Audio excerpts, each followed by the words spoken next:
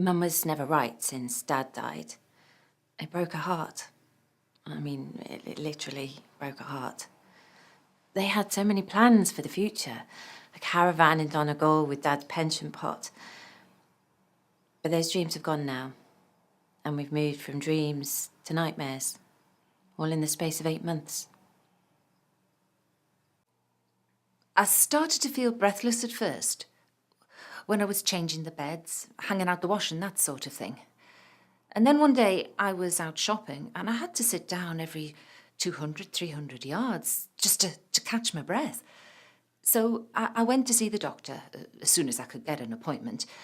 And the doctor said I had a chest infection and she'd put me on a course of antibiotics. But they didn't work. It got to the point where Mum couldn't even walk up the stairs. So if we went out anywhere, there always had to be an escalator or a lift. The breathlessness was getting worse. So I went back to the GP and she agreed that this first course of antibiotics hadn't done anything. So she put me on another lot.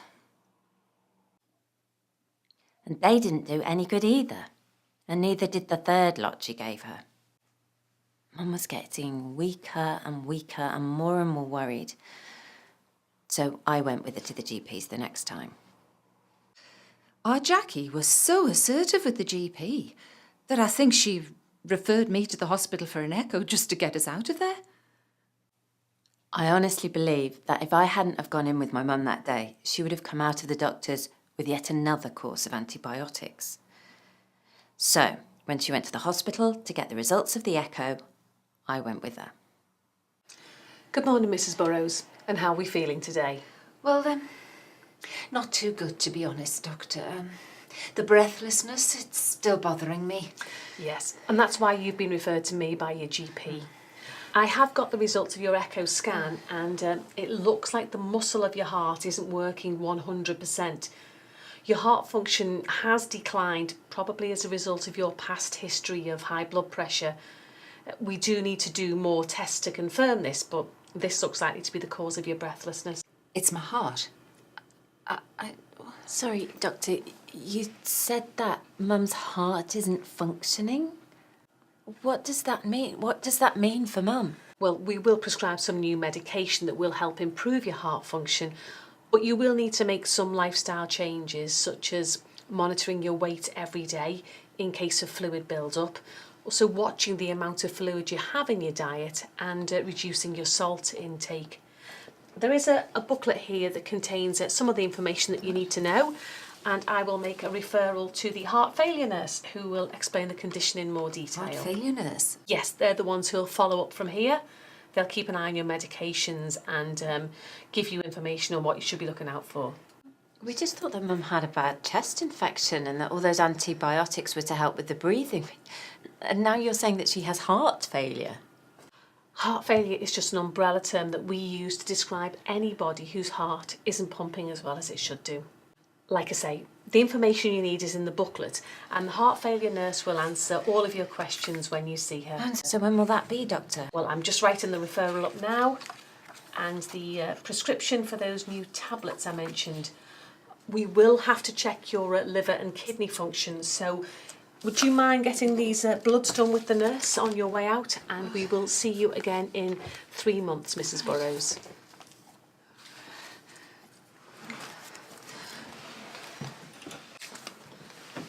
Mum left the room in a state of absolute shock. I was just angry and confused. Heart failure? I thought I didn't hear her right when she said it. I thought she must be talking about somebody else, that she had the wrong echo report.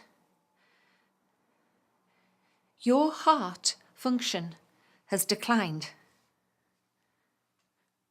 But she was talking about me.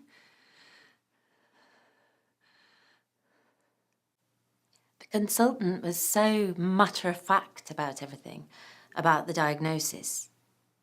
She hardly even looked at my mum once. If she had, she'd have seen how upset she was.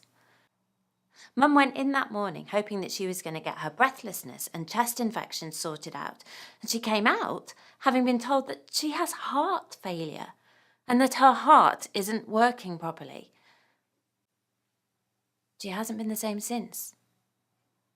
She's so upset and confused, and she has so many unanswered questions. And so do I. I wanted to ask the doctor lots of questions. And I wanted to tell her about Peter dying and how upset that had made me. And how that might have caused it. But she didn't seem to have the time for any of that. So she was so busy. She had so many other people waiting outside to see her, so I said nothing.